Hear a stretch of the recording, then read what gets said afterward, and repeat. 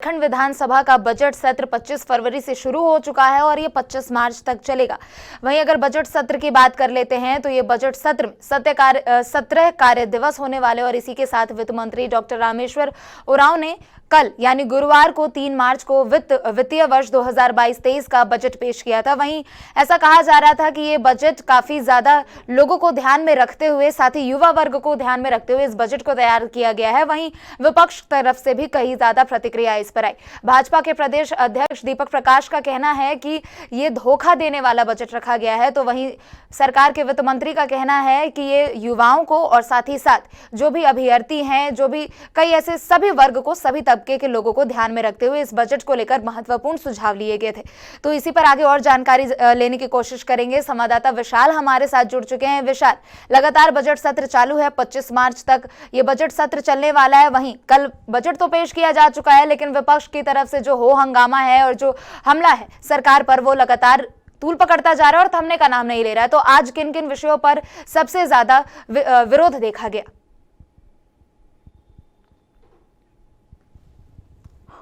Budget सत्र था, उसका आगाज हुआ था और आज 5वां दिन है। अगर हम 5वें दिन की बात करें तो सर्वप्रथम जो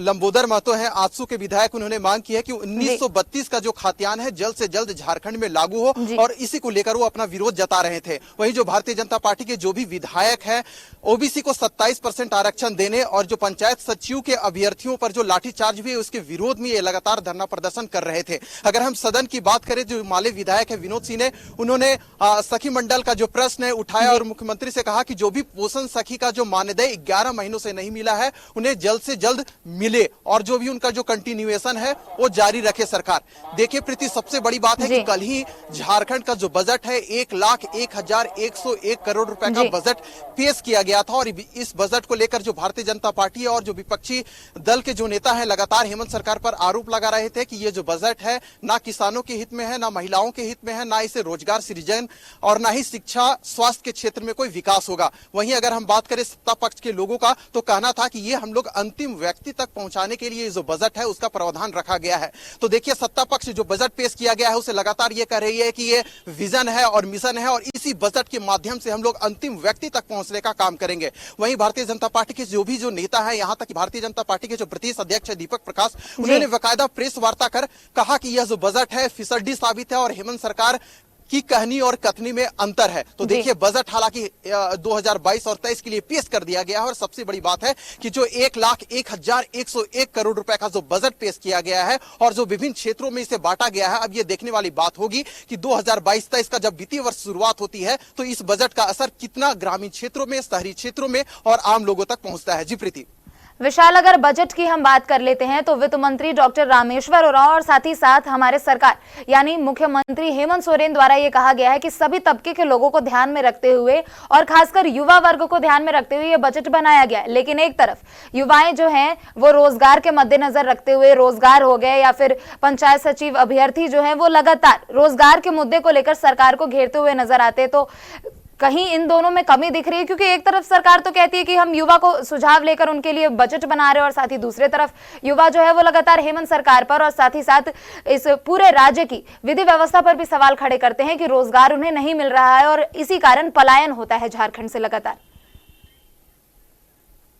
जी बिल्कुल, आपने सही कहा। देखिए, जब 2019 की बात थी, भारतीय जनता पार्टी की सरकार थी, तो हेमंत सरकार ने कहा था कि हम युवाओं की आवाज बनेंगे, झारखंड को विकास की एक नई आयाम तक ले जाएंगे। लेकिन जैसा ही हेमंत सरकार का गठन होता है, राज्य सरकार यह कहती थी कि 2021 का जो वर्ष होगा नियुक्तियों का वर्ष होगा, लेकिन आज देखिए हम 2022 में प्रवेश कर चुके हैं और आज भी राज्य में मॉब लिंचिंग को लेकर, स्थानीय नीति को लेकर, रोजगार को लेकर व अन्य क्षेत्रों को लेकर लगातार जो युवा है धरना प्रदर्शन कर रहे हैं। और जिस प्रकार से कल पंचायत सचिव के अभ्यर्थियों पर लाठीचार्ज हुआ, कहीं ना कहीं ये प्रश्न चिन्ह राज्य सरकार के इरादे पर खड़ा करता है और इसी को लेकर भारतीय जनता पार्टी लगातार हेमंत सरकार पर निशाना साधती आई है कि ये युवा विरोधी सरकार है, महिला विरोधी सरकार है। अगर हम बात करें राज्य की सुरक्षा व्यवस्था को लेकर, तो देखिए 2022 की शुरुआत में ही जिस प्रकार से नक्सली की घटनाओं में इजाफा होता है, नक्सलवाद फैला होता है, इसे लेकर भारतीय जनता पार्टी लगातार हेमंत सरकार पर निशाना साधती रही है और यही इसका जो असर है आज सदन में देखने को मिला। आपको बता दें प्रीति कि आज 5वां दिन है और 5वें दिन भी जो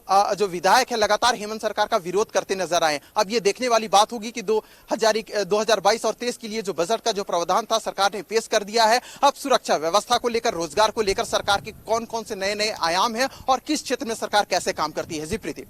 विशाल, अगर बजट सत्र के शुरुआती दिनों से बात कर लेते हैं तो ये कयास कहीं ना कहीं लगाए जा रहे थे कि राज्य सरकार के सामने भाषा विवाद, स्थानीय नीति की मांग और साथ ही साथ रोजगार, और एक सबसे बड़ा मुद्दा ये था कि शराब की जो नई नीति लाई गई थी उसी को देखते हुए इस सत्र की शुरुआत हुई थी और सत्र लगातार हंगामेदार फिलहाल 5वें दिन तक भी रहा है। वहीं अगर बात कर ले शराब नीति को लेकर तो विधायक दीपिका पांडे सिंह ने भी ये शराब नीति का मामला उठाया था, जिसमें से उन्होंने कहा था, सभी सदन के लोगों का ध्यान आकृष्ट करते हुए कहा था कि समाज में शराब के जो भी बुराइयां हैं, जो भी कुरीतियां हैं, उन पर सरकार को नकेल कसनी चाहिए। सरकार को शराब की इस विधि व्यवस्था और साथ ही साथ जो व्यवसाय है उस पर ध्यान देना चाहिए। हालांकि इस पर सीएम हेमंत सोरेन ने टाल मटोल करते हुए जवाब दिया था कि उनके पास शराब की नीति पर और साथ ही साथ व्यवसाय से रिलेटेड कुछ भी प्रस्ताव नहीं पेश किया गया है। तो क्या लगता है कि हेमंत सरकार इस मामले पर विचार करने के मूड में दिख रही है या फिर वो कन्नी काटते हुए दिख रही है कि उनके पास प्रस्ताव नहीं आया, जब तक प्रस्ताव नहीं आएगा वो इस मामले पर विचार नहीं करेंगे? जी बिल्कुल, देखिए किसी भी राज्य की जो विकास की गति है उसका जो वर्चस्व है उसके बजट पर आधार होता है कि कितना जो राशि है वसूली जाती है राज्य सरकार के माध्यम से, और राज्य सरकार का जो केंद्र सरकार के साथ जो आयाम जुड़े हैं तो उससे कितना बड़ा राशि राज्य को मिलता है, राजस्व का कितना भंडारा भरता है। तो इस आयाम के साथ किसी भी राज्य की जो विकास की गति है उसे नापा जाता है। देखिए प्रीति, अगर हम नई शराब नीति की बात करें तो हेमंत सरकार के या जो गठबंधन के लोगों का यही कहना था कि जो नई शराब नीति है छत्तीसगढ़ के तर्ज पर लाया जाएगा और उससे राजस्व को नुकसान नहीं बल्कि फायदा होगा। इसी के आधार पर हम लोग काम कर रहे हैं। वही अगर हम बात करें गठबंधन दलों की तो जो नाराजगी है, जो आपसी समन्वय की कमी है लगातार देखी जा रही थी। जो कांग्रेस की विधायक है दीपिका पांडे, उन्होंने बाकायदा इस प्रश्न को सदन में उठाया था और सरकार की ओर से अपना पक्ष रखा गया था। आपने कहा भाषा को लेकर, तो देखिए जिस प्रकार से बजट सत्र की शुरुआत भी नहीं हुई थी और धनबाद और बोकारो की जो जिला क्षेत्रीय भाषा की सूची से मगही और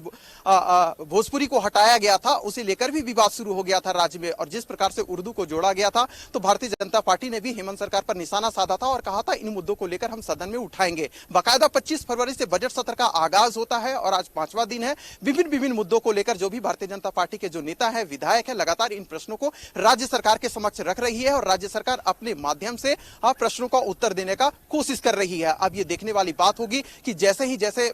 सदन में चर्चा होती है, राज्य सरकार इन जो भी प्रश्न विपक्ष की ओर से उठाया जा रहा है उसे कैसे जनता के समक्ष, मीडिया के समक्ष प्रस्तुत करती है। जी प्रीति।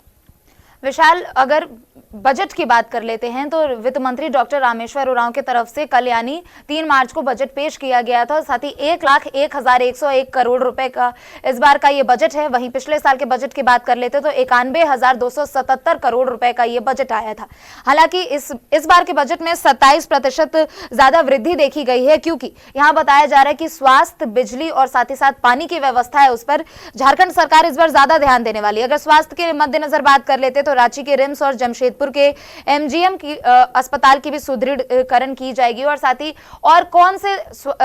स्वास्थ्य के क्षेत्र में और कौन से ऐसे चीजों के ऊपर ध्यान दिया जाएगा ताकि राज्य की स्वास्थ्य व्यवस्था सही साबित हो सके और आगे जाने वाले समय में अगर कोरोना के केसेस ज्यादा बढ़ते और कोरोना नहीं भी बढ़ते हैं तो आगे जाके अस्पतालों की स्थिति ठीक हो पाएगी। जी बिल्कुल, देखिए मैं 2 बिंदुओं पर चर्चा करूंगा। अगर हम बात करें 21 और 22 का जो बजट प्रस्तुत किया गया था 91,277 करोड़ रुपए का, और उसमें 3 जो सबसे मुख्य बिंदु थी कि उस बार भी किसानों को स्वास्थ्य क्षेत्र में और एजुकेशन के क्षेत्र में सरकार का विशेष फोकस था। लेकिन जिस प्रकार से कोरोना का जो दौर चल रहा था, राज्य सरकार का कहना है कि कोरोना के कारण जो भी राशि थी उसके उपयोग हम लोग नहीं कर पाए और यही कारण है कि भारतीय जनता पार्टी लगातार हेमंत सरकार पर निशाना साध रही थी कि जो 91,277 करोड़ रुपए का जो बजट पेश किया गया था उसे राज्य सरकार 40% भी उपयोग में नहीं ला पाई और यही कारण था कि लगातार भारतीय जनता पार्टी सरकार पर निशाना साध रही थी। अब हम बात करें 2022 और 23 के लिए तो 1,101 करोड़ रुपए का जो बजट है पेश किया गया है और जो भी अनुपूरक बजट है 2,600 समथिंग करोड़ रुपए का लाया गया था और सरकार का कहना था कि जो पोषण सखी है, ये जो राशि है अनुपूरक जो बजट है, यही राशि हम लोग उन लोगों को देने का काम करेंगे और जो छोटे छोटे जो क्षेत्र हैं जहां सरकार को चाहिए कि इन क्षेत्रों में इन्वेस्ट करना चाहिए तो हम उन क्षेत्रों में इन्वेस्ट करेंगे। देखिए प्रीति, इसमें दो सबसे बड़ी बात है कि अगर 2021-22 का बात करें तो 91,277 करोड़ रुपए का बजट पेश किया गया था। आज 2022-23 के लिए 3 मार्च को बजट पेश किया जाता है, यानी कुल मिलाकर हम लोग बात करें तो लगभग 10,000 करोड़ रुपए की वृद्धि हुई है। तो सरकार का कहना है कि अंतिम व्यक्ति तक पहुंचने के लिए हम लोग लगातार प्रयासरत है और ये जो बजट है एक नया मिशन लेकर आया है और ये बजट अंतिम व्यक्ति को ध्यान में रखकर कैसे उन तक विकास की गति को पहुंचाया जाए, जो विकास के आयाम है उन तक कैसे पहुंचाया जाए, इसी को ध्यान में रखकर यह जो बजट लाया गया है, चाहे शिक्षा के क्षेत्र में हम बात करें, ग्रामीण क्षेत्रों में बात करें, स्वास्थ्य के क्षेत्रों में बात करें या जो अन्य क्षेत्र हैं जहां सरकार शुरू से जो चर्चाओं का जो दौर था, सरकार कई लोगों के माध्यम से डिस्कशन कर चुकी थी कि किन किन क्षेत्रों में हम लोगों को इन्वेस्ट करना चाहिए। बकायदा जो वकील है, शिक्षा वर्ग के लोग हैं या जो अन्य लोग अन्य क्षेत्रों से जुड़े हुए हैं, तो सभी से चर्चाओं कर ऐसा वित्त मंत्री का कहना था कि हम लोग सभी लोगों से चर्चाएं कर ये जो बजट है पेश किया गया है और निश्चित तौर पर ये जो बजट है अंतिम व्यक्ति तक हम लोग पहुंचाने का काम करेंगे। विकास की एक नई गति को हम लोग झारखंड में देने का काम करेंगे। अब तो ये देखने वाली बात होगी कि जब 1 अप्रैल से जो बजटीय जो दौर है शुरू होगा राज्य में, तो ये देखने वाली बात होगी कि इस बजट का कितनी राशि कहां कहां तक पहुंच पाती है और इससे झारखंड को कितना कुछ फायदा होता है। लेकिन सबसे बड़ी बात है, आपको बता दें कि सरयू राय एक ऐसे विधायक हैं जो लगातार हेमंत सरकार पर निशाना साधते रहे हैं इस बजट को लेकर। कल भी उनका एक स्टेटमेंट आया था जिनमें उन्होंने कहा था कि अनुपूरक बजट को लाने की क्या आवश्यकता थी। 3 अनुपूरक अगर उन्होंने कुल जो आंकड़े दिए हैं कि अगर 21-22 की हम बात करें तो 1,01,485 करोड़ रुपए तीनों अनुपूरक बजट को मिला दे और 21-22 का जो बजट था 91,277 करोड़ रुपए का, तीनों को मिला दे, दोनों को मिला दे तो कुल 1,01,425 करोड़ रुपए चले गए थे आपके 2021 और 22 का जो बजट था। वहीं अगर हम बात करें 2022-23 के लिए तो 1,01,101 करोड़ उन्होंने कहा है कि पिछले वर्ष से 485 करोड़ रुपए टोटल मिला दिए तो कम ही पेश किया गया है। तो देखिए ये तो बात है कि विपक्ष के जो लोग हैं लगातार हेमंत सरकार पर निशाना साध रहे हैं बजट को लेकर। अब ये देखने वाली बात होगी कि सरकार का जो कहना था बजट प्रस्तुत करना था उन्होंने कर दिया, अब इसका समाज में, क्षेत्र में, राज्य में कितना असर पड़ता है ये देखने वाली बात होगी। प्रीति जी विशाल, जैसा कि आपने कहा कि लगातार हेमंत सरकार ये कहती आ रही है कि कोरोना के कारण उन्हें काम करने का मौका नहीं मिला, लेकिन वहीं भाजपा के प्रदेश प्रवक्ता प्रतुल शाहदेव कहते हैं कि पिछले बार की बजट राशि की तो 70% भी इस्तेमाल नहीं कर पाई थी ये सरकार, तो इस बार की बजट का क्या करेगी। तो आपको क्या लगता है, क्या मुख्यमंत्री सच में कोरोना का हवाला देते हुए काम नहीं कर पाने की तथ्य जो है उन सबको छिपा रहे हैं, या फिर कहीं ना कहीं कोरोना के कारण राज्य की जो विधि व्यवस्था थी वो और भी ज्यादा लचर हो चुकी है। देखिए, कोरोना काल में कोरोना एक ऐसा फैक्टर था जो ना केवल भारत को बल्कि दुनिया को प्रभावित करने का काम किया था। ना केवल भारत का बल्कि पूरी दुनिया का जो अर्थव्यवस्था था उसका असर कोरोना के कारण देखने को पड़ा था। जब हमारे देश का जो बजट है प्रस्तुत किया गया था वित्त मंत्री निर्मला सीतारमण की ओर से, तो उसमें भी बजट की कोरोना का हवाला दिया गया था। आज जब 3 मार्च को झारखंड सरकार की ओर से जो बजट पेश किया गया है या इससे पहले की जो बजट पेश की गई थी तो सरकार की ओर से यही कह रहा था कि कोरोना के कारण जो राशि थी हम लोग इन्वेस्ट नहीं कर पाए, कोरोना के कारण जो विकास की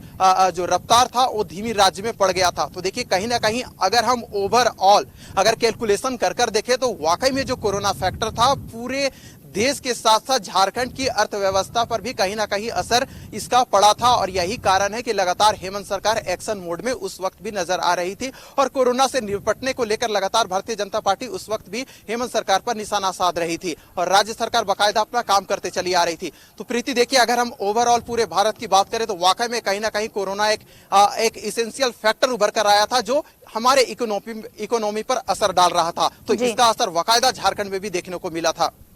जी प्रीति। विशाल, अगर शिक्षा क्षेत्र की बात कर लेते हैं तो बीते दिनों पारा शिक्षकों को सहायक शिक्षकों का दर्जा दिया गया था जिसे राज्य भर में खुशी देखी गई थी। तो शिक्षा के तहत इन पारा शिक्षकों के लिए क्या कुछ नई योजनाएं लाई गई हैं? जी देखिए, चाहे पारा शिक्षक हो या जो अन्य क्षेत्रों से जुड़े हुए लोग हो, हेमंत सरकार का शुरू से कहना था कि हमारे सरकार को बने मात्र 2 वर्ष हो चुके हैं और कई ऐसी योजनाएं हैं जो धरातल पर हम लोग उतारने के लिए लगातार प्रयासरत हैं। तो देखिए, इस बार का जो बजट का प्रावधान किया गया है उसको 3 हिस्सों में बांटा गया है। हमें पहले ये ध्यान देने वाली बात होगी, सामान्य प्रक्षेत्र को लेकर बांटा गया है, सामाजिक प्रक्षेत्र में बांटा गया है और आपका आर्थिक प्रक्षेत्र में बांटा गया है। तो इन तीनों क्षेत्रों में जो अलग अलग राशि है आवंटित की ली गई है, जिसमें शिक्षकों को लेकर, स्वास्थ्य को लेकर, पेयजल को लेकर एक अलग तरीके से बजट की जो राशि है निर्धारित की गई है। वहीं कैसे राज्य की जो अर्थव्यवस्था है पटरी पर आए और कैसे विकास की जो उच्चतम गति है उसे प्राप्त करे, तो उसे लेकर एक अलग राशि निर्धारित की गई है। अब हम बात करते हैं शिक्षा को, किसकी शिक्षा के क्षेत्र में क्या क्या कुछ नया नया मिलने वाला है। तो देखिए, सबसे बड़ी बात है कि हेमंत सरकार के गठन होते ही जो SC ST के छात्र थे, छात्रवृत्ति उन्हें दिया जा रहा था ताकि वो विदेशों में जाकर पढ़ाई करें। तो ये बात रही छात्रों की। अगर हम पारा शिक्षक की बात करें तो रघुवर दास के कार्यकाल में यही पारा शिक्षक जो लगातार विरोध जता रहे थे। तो हेमंत सरकार देखिए इस बार पारा शिक्षकों के लिए जो बजट राशि है आवंटित की है। अब ये देखने वाली बात होगी कि चाहे वो पारा शिक्षकों के लिए हो या छात्रों के लिए हो या स्वास्थ्य के क्षेत्र में हो, वो जो बजट अभी तो पेश कर दिया गया है, लेकिन इसका मैं बार बार कह रहा हूं कि ये राशि को कैसे सरकार विभिन्न क्षेत्रों में लगाती है और इसका कितना उपयोग में ला पाती है, ये सबसे बड़ी बात होगी। प्रीति जी। विशाल, अगर इस पूरे बजट सत्र की अगर बात कर लेते तो सबसे ज्यादा हो हंगामा विधायक अंबा प्रसाद के साथ देवघर में जो कुछ भी मामला हुआ था उसको देखकर किया गया था। तो मामले पर क्या कुछ संज्ञान लिया गया है? देखिए, जब से राज्य में हेमंत सरकार का गठन हुआ है, आपसी समन्वय की कमी गठबंधन दलों में देखी जा रही थी। अगर हम बात करें अंबा प्रसाद का, तो जिस प्रकार से वो देवघर जाती है और देवघर में उनके साथ जो अव्यवहार वहां के पुजारी के द्वारा किया जाता है, इसे लेकर जो अंबा प्रसाद है उन्होंने अपनी आवाज वहां पर भी बुलंद किया था और सदन में भी बुलंद किया था और उन्हें 3 दिन का अल्टीमेटम मिला था कि 3 दिनों पर कार्रवाई होगी। तो देखिए प्रीति, कहीं ना कहीं जो सत्ता पक्ष के लोग हैं, उनके जो विधायक वो खुद इस बात को कह रहे हैं कि जो सरकारी अधिकारी है, प्रशासनिक अधिकारी हैं, बेलगाम होते जा रहे हैं, वो हमारी बातें नहीं सुनते आ रहे हैं। ये ना केवल अंबा प्रसाद की बात है, बल्कि हम कुछ दिन पूर्व की बात करें, चाहे दीपिका सिंह पांडे हो या जो अन्य सत्ता पक्ष के जो विधायक है, लगातार आरोप लगाते आए हैं कि राज्य में जो प्रशासनिक जो अधिकारी है बेलगाम है, हमारी बातें नहीं सुनते हैं और इस पर एक्शन लेना ही चाहिए। ना केवल अंबा प्रसाद, ना केवल विधायक, बल्कि जो स्पीकर हैं उन्होंने स्वयं इस बात को माना है कि वाकई में जो अधिकारी है, प्रशासनिक अधिकारी है, राज्य में बेलगाम होते जा रहे हैं, उन पर नकेल कसने की जरूरत है। तो देखिए, ये जो जितने भी जो मामले हैं सदन में उठाए जा रहे हैं, विधायक अपने स्तर से जो बातें हैं सदन में रख रहे हैं। अब ये देखने वाली बात होगी कि सरकार का इस वक्त एक्शन ऑफ मोड क्या होगा और सरकार इन विषयों पर कैसे प्रशासनिक अधिकारी पर अपना नकेल कसती है। जी प्रीति। जी विशाल, मेरा आपसे आखिरी सवाल यही रहेगा, 17 दिनों का कार्य दिवस है इस बार के बजट सत्र में और साथ ही आज 5वां दिन है। जिस हिसाब से हो हंगामे हो रहे, क्या लगता है